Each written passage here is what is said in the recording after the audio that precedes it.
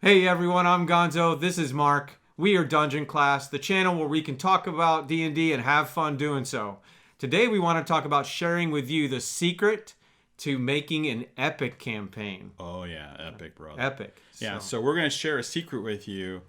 But first, we need to talk about what is an epic campaign. Yeah, we need to define that. Yeah, so what is it? So, first of all, it would need to be big. Like when we're talking epic, epic it typically is big. And epic in this case, it could be something that goes on for a long time. Something your players are going to be into it, and it could go on for weeks, months, could even go years.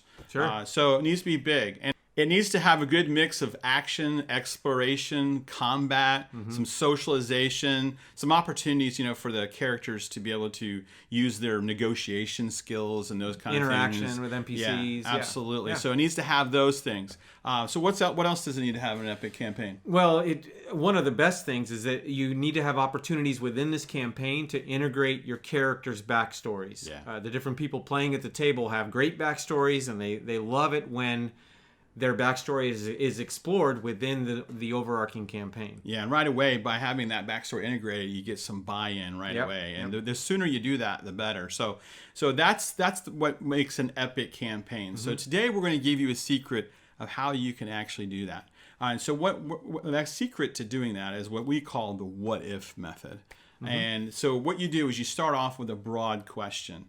And in a moment here, we're going to show you a place where you can find some really great broad questions, but you start with a broad question, and that, let's say it could be, what happens if an evil god decides to come into this world? And you start with that big question, and that question starts to lead to other questions. Other questions, yeah. There's other things that are going to pop up that are going to naturally you're going to want to fulfill them within the campaign. Yeah. So what would that be? Like an example using like the one you're using. Yeah, so like right away you're starting to say, well, if a god were to come into this world, how would they even do that? Can they do that? Obviously there must be something stopping them from doing that all the time. They would just step into this world all the time. So that's one question.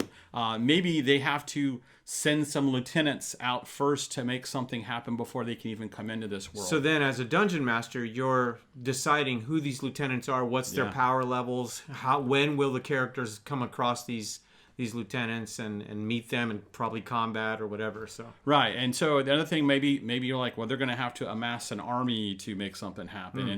And then if that happens, then the next question is, how are people going to stop them? How are nations are going to have to come together? Maybe armies that don't get along with each other. There's nations that don't get along are going to have to come together.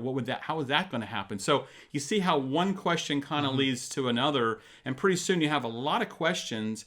And once you've got those questions, as you start to answer them, you're starting to build your campaign. Yeah. So what's another kind of question a person might? What's another example of a question a person might? Yeah, so one of the questions that I like using is a long-term timer put on the group from the very beginning.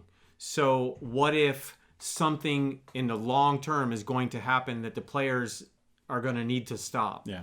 It's been used over and over through movies and literature and everything else. For example, what if a meteor is heading towards our planet and we need to find a group of oil drillers to fly into space, drill to the center of the asteroid, blow it in half, therefore changing the trajectory of the split meteor and saving the planet?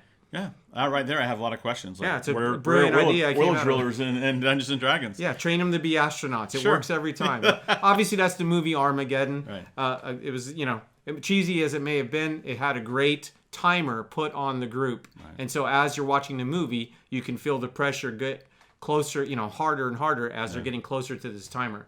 Another example could be, what if an unstoppable force of evil is on the verge of building the largest army of death and destruction known to the free world and destined to wipe out and enslave the whole land, unless a magic ring is somehow taken to and destroyed in a volcano located in the heart of the evil empire's domain.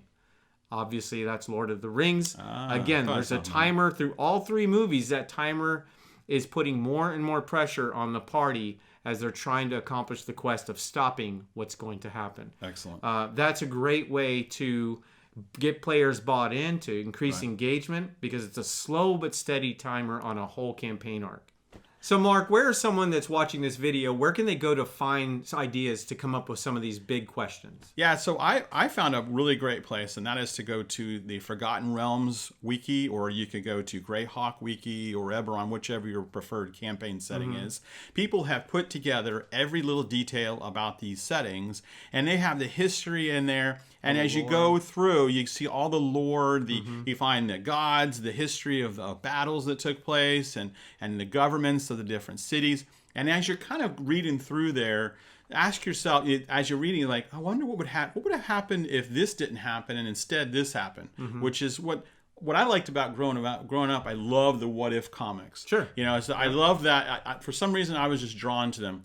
My favorite was what if the Punisher killed the Marvel Universe. But anyway. That's brutal. But, yeah, it's just what if Spider-Man, what if someone else was bitten by the radioactive spider? What kind of storyline would that lead to? They built a whole line of books built on what if this story element was different. Yeah, it totally changes everything. A great way to tell a story. So you already basically have stories of Forgotten Realms history, and you're kind of tweaking them. What would happen if this god decided to come into this world? What if this nation decided we don't like this one anymore, and they decided to fight each other? There's many different things that will come up. But as you're going through there, think about any questions that come up, and then that can start to be the basis of your campaign. You may find something that's really an awesome question that kind of brings out a lot more questions, and then you've got something that you can build your campaign on. Be sure to give this video a thumbs up, subscribe if you haven't already, and let us know in the comments below some of the questions that you would, maybe you could ask to help someone come up with an overarching campaign that would put more engagement within the players and characters. And with that, class dismissed. It's a secret.